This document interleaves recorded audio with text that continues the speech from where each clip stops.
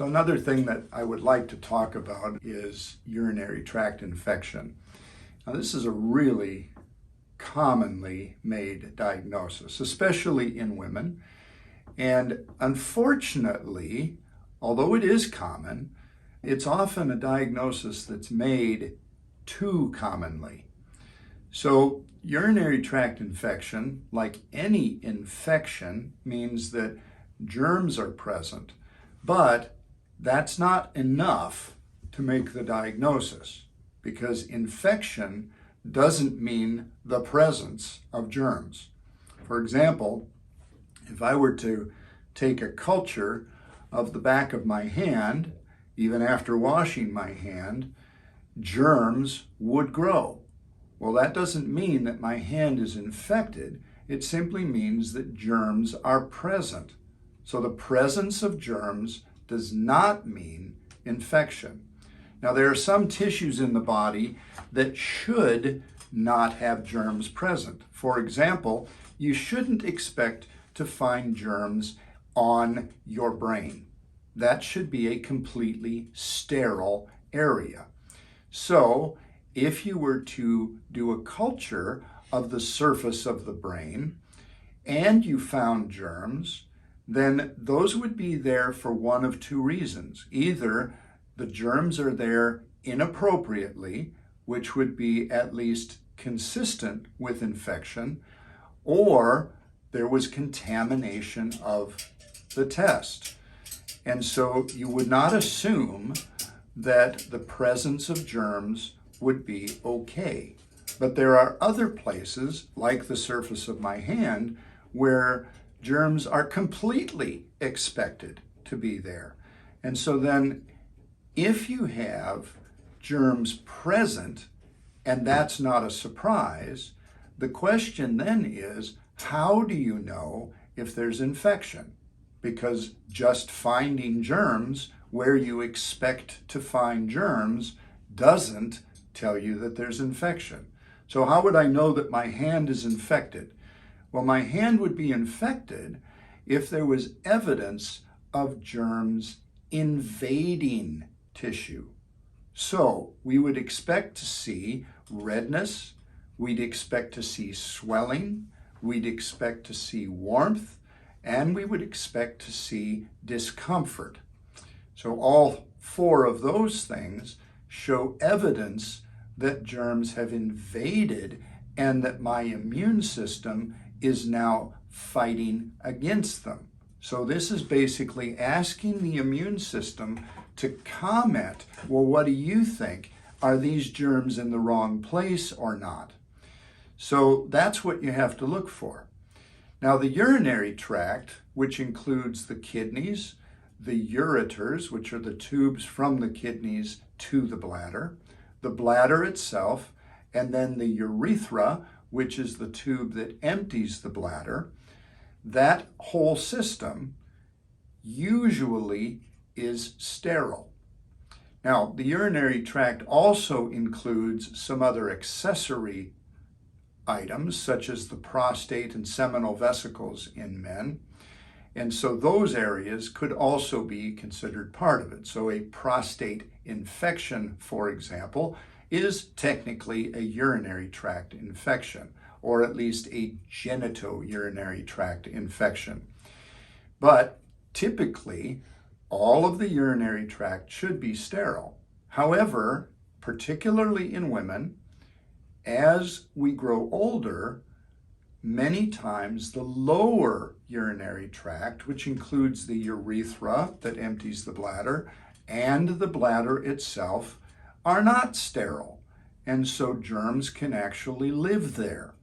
Well, if you have a tissue now where germs usually wouldn't be expected, but now they are expected or not unusual, then we're back to the same question. Well, how do you know if there's infection?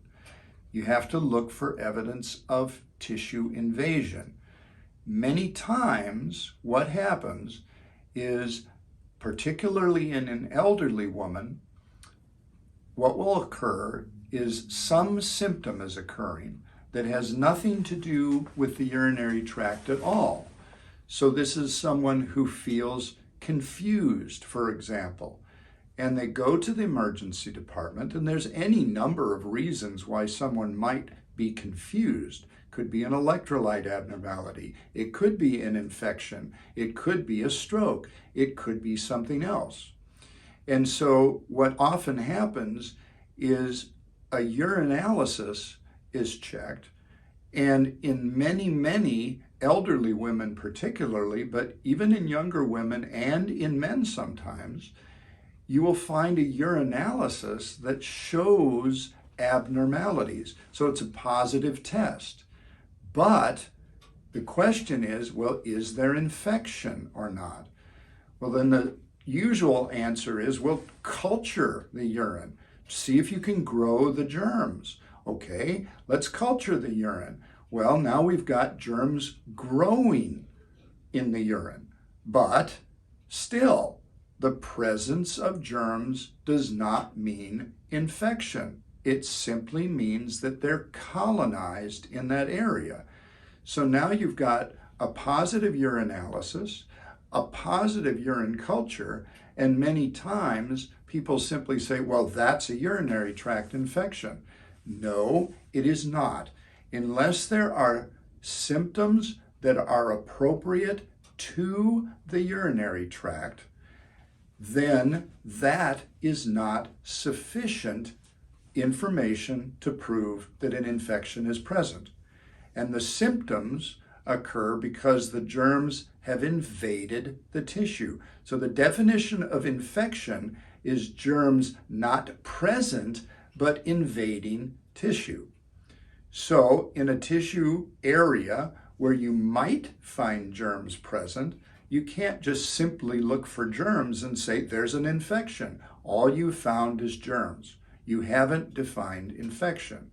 And this is a big problem, especially in older women, because many times when you find an abnormal urine test, and in an emergency department or urgent care center, this would be a urinalysis, because a urine culture takes a day or 2 or 3 to get the result. So we're not talking about checking a urine culture and knowing the result in the emergency department or an urgent care center. But a urinalysis can be done very quickly. You get the result right away.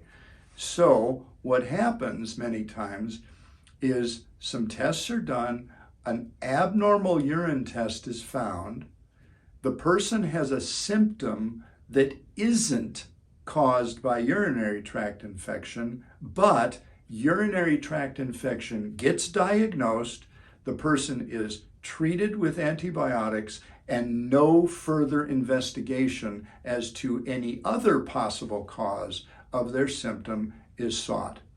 That is a dreadful error. I've had an example myself of a patient that I saw in the emergency department from the nursing home with dementia, and the family said, well, she's more confused. When she gets like this, it's a urinary tract infection. And I said, well, I have looked at her history, and she has been diagnosed with a urinary tract infection, UTI, 5 times in the last 18 months. Of those, documentation of appropriate urinary tract infection symptoms was present in only 1 of those cases. So the other 4 were not consistent with UTI, but she was diagnosed with this. So then my job was to convince the family that they had been miseducated by somebody making an inappropriate diagnosis. And in this particular case, it was very good that we were thinking this way, because the family was suspicious that I didn't know what I was talking about, but fortunately, her urinalysis that day was completely negative. So it's hard to make a diagnosis of a urinary tract infection when the test that is usually used to affirm that diagnosis says it's not there. So that was a fortunate thing. But even if it had been positive, I would continue to search for the cause because her symptoms were not consistent with UTI. Simply confusion is not UTI unless there are other significant symptoms present, such as low blood pressure, high heart rate, fever, pain with urination, things of that nature. Notice that the color of the urine is rarely important, nor is the odor important. So many times people say, oh, my urine is very strong. This is irrelevant. That almost is always due to dehydration. It has very, very little association with infection. As I looked further into this woman's case, I continued to do additional testing and discovered that she was in the process of having a myocardial infarction. That's a heart attack.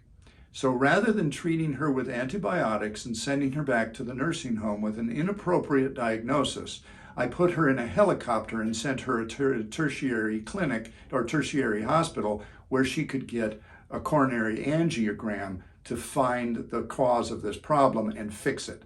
That would have been a dreadful error to make a diagnosis of UTI and simply give her antibiotics based upon an inappropriate test. So simply paying attention to the urine test is insufficient. There is never a test alone that can make a diagnosis of UTI. Not a positive urinalysis, not a positive urine culture. No urinary tract symptoms, UTI does not exist. That's the end of the discussion. Hopefully this has been helpful. I hope that you will ask questions when you are thinking that maybe a urinary tract infection is present, and maybe consider alternative investigations if there are other symptoms that just don't make sense with this. Thanks for watching. Please check out our other videos at helpcare.health, helpcare.health, and subscribe on YouTube.